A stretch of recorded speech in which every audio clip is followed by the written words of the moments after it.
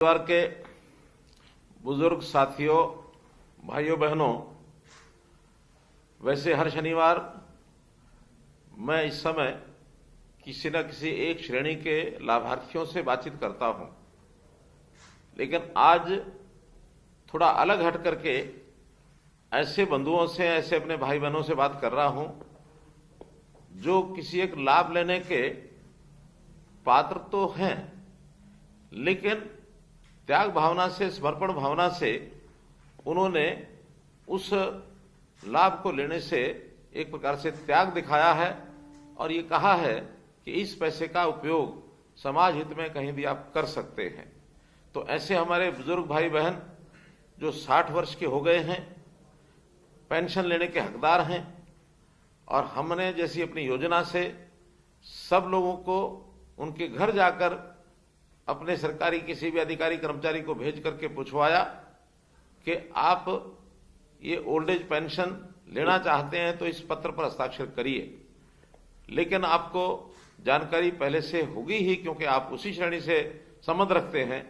लगभग प्रदेश में 40,000 ऐसे बंधु हैं जिन्होंने कहा कि नहीं, हम अपना काम अपने आप चला लेंगे, व्यवस्था हमारे पास है, इसलिए हम इस पैसे को नहीं लेना चाहते। जैसे अभी हम जानते हैं कि 2750 रुपया प्रति मास ऐसे बुजुर्ग भाइयों बहनों को मिलता है जिनकी आयु 60 वर्ष के ऊपर होती है और जिनकी पति पत्नी की आय 3 लाख रुपया या इससे कम होती है। और जैसा अगले महीने से अर्थात जनवरी से ये राशि 2750 के बजाय और 3,000 रुपया महीना होने वाली है। लेकिन हमने एक त्याग का, समर्पण का भाव दिखा करके समाज की सेवा का ध्यान रखते हुए और इस पैसे का जो है सरकार के ऊपर कोई एक्सचेकर के ऊपर वजन न पड़े, तो ये हमने अपना त्याग भाव दिखाया है। तो इस नाते से ये जो काम हमने किया है बहुत ही सराहना योग्य है और हम लोग इसके बधाई के पात्र हैं। तो भाइयों बहनों, आज मैं आप लोगों से बात करते हुए बहुत संतोष मुझे हो रहा है कि त्याग और समर्पण का भाव इस आयु में आकर के विशेष लोग में ही होता है। तो आप लोगों ने ये जो काम करके दिखाया है, मैं पुनः आपको बधाई देना चाहता हूं।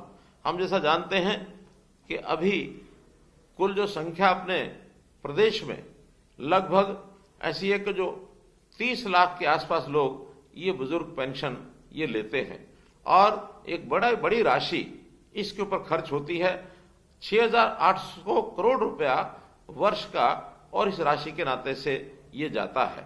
समाज सेवा के लिए जितना हमें करना होता है हम जरूर करते हैं, पीछे नहीं हटते हैं, लेकिन आपके इस त्याग के कारण से एक संदेश जरूर सबको मिलेगा कि आखिर त्याग के नाते से हम ऐसे लोगों को भी राशि दे सकते हैं जिनकी जो है आवश्यकता ज्यादा होती है।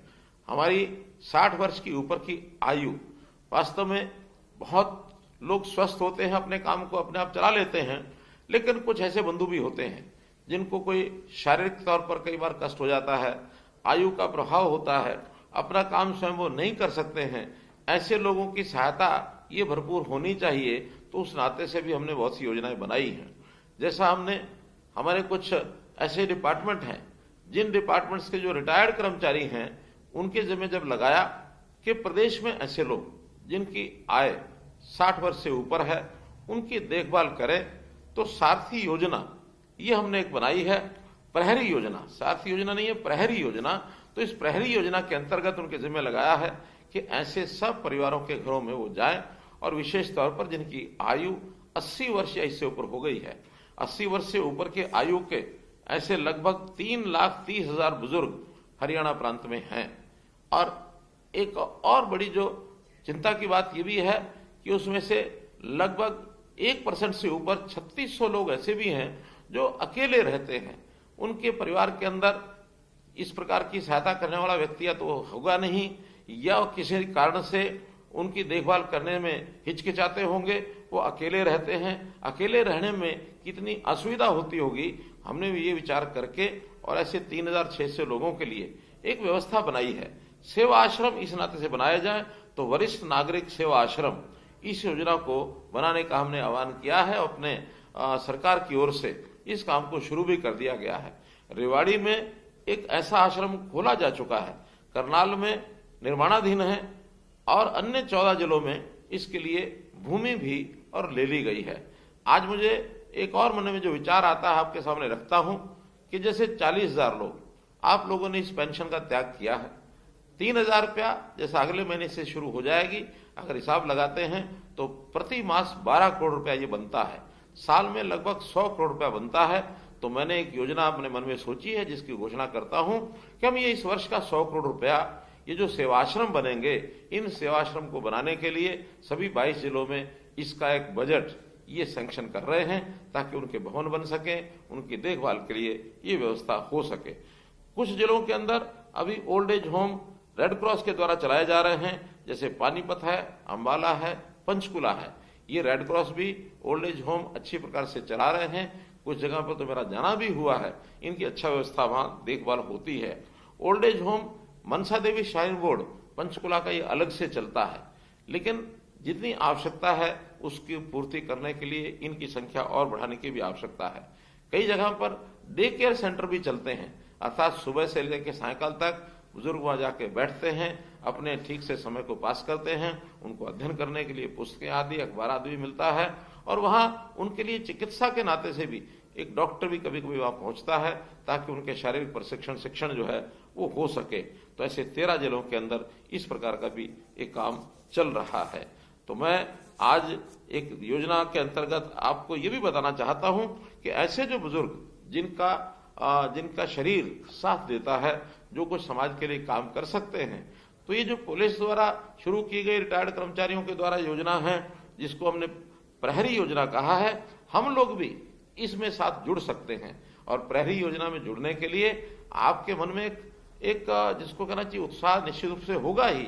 आपके मन की अगर योजना इसमें शामिल होने की है तो आपने बहुत एक साधारण से तरीके से इसके साथ जुड़ने का तरीका मैं आपको बता रहा हूं कि पुलिस की हमारी जो सेवा सर्विस 112 है, 112 है।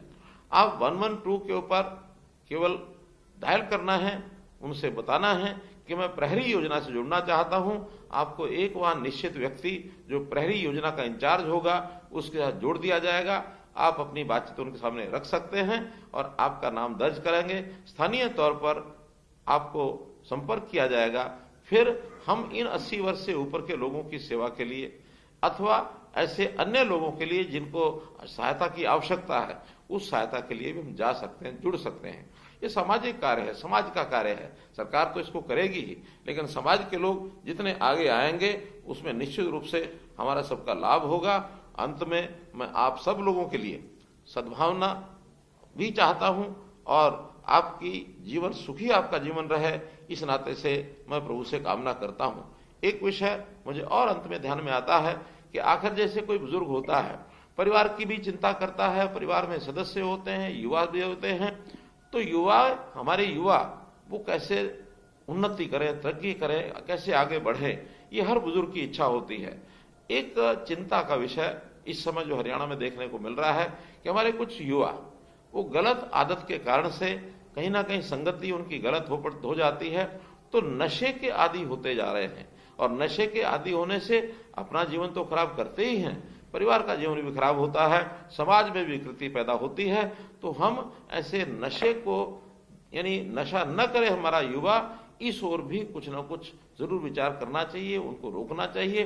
क्योंकि नशा सप्लाई करने वाले उनके खिलाफ सख्ती करना ये तो सरकार का काम है, लेकिन जन जागरण करना, जो नशे का सेवन करता है, जो इस प्रकार के ड्रग्स आदि लेता है, उसका जन जागरण ये समाज में सामाजिक लोग ही कर सकते हैं। हम चूंकि पूरे जीवन में बहुत अनुभव ले चुके हैं, हमारे तजुर्बे अधिक हैं, तो इस तजुर्बे का और अनुभव का लाभ हम इन बुराइयों को समाप्त करने के लिए जरूर हमको करना चाहिए। तो इस काम यदि हम करेंगे तो हम भी अपनी एक जीवन के अंदर एक भूमिका निभा पाएंगे। और जिस प्रकार से हमने अपना ये पेंशन छोड़ने की बात कही है, तो ऐसी प्रेरणा क्या हम दूसरे लोगों में जगा सकते हैं? तो इस पर भी हम विचार करें। और साथ में एक प्रश्न और आपसे मैं करना चाहता हूं, आपसे व्यक्तिगत बात करूंगा तो उसमें उनके उत्तर आएंगे कि मैं पूछना चाहता हूं कि आखिर 40,000 लोग जो पेंशन नहीं ले रहे, तो क्या ये निर्णय आपने अपने मन से किया है? कहीं किसी दबाव में तो नहीं किया गया है? और अगर दबाव में निर्णय किया है तो आपको निसंकोच बताना चाहिए, आपकी पेंशन चालू हो जाएगी, इसमें कहीं कोई कठिनाई नहीं आएगी। और इस योजना में और लोग कौन शामिल हो सकते हैं, इसके बारे में भी जरूर जो है हम जनता को जागरूक करें और इस नाते से आगे बढ़ें। 60 वर्ष से ऊपर के जो आय के लोग हैं, जो आयु के लोग हैं, इनकी हर प्रकार की सुविधा हम करना चाहते हैं। आपके मन में किसी प्रकार का कोई सुझाव है तो निश्चित रूप से आप हमको बताएं, क्योंकि जो अनुभवी लोग होते हैं, अनुभवी लोगों का लाभ आगे आने वाली पीढ़ी को हो, ये भी बहुत आवश्यक है। तो इस नाते से आपने ये सारी मेरी बात सुनी है, आपका मैं बहुत बहुत आभारी हूं, बहुत बहुत धन्यवाद करता हूं और इसके साथ साथ आपकी शुभकामना भी चाहता हूं। बहुत बहुत धन्यवाद।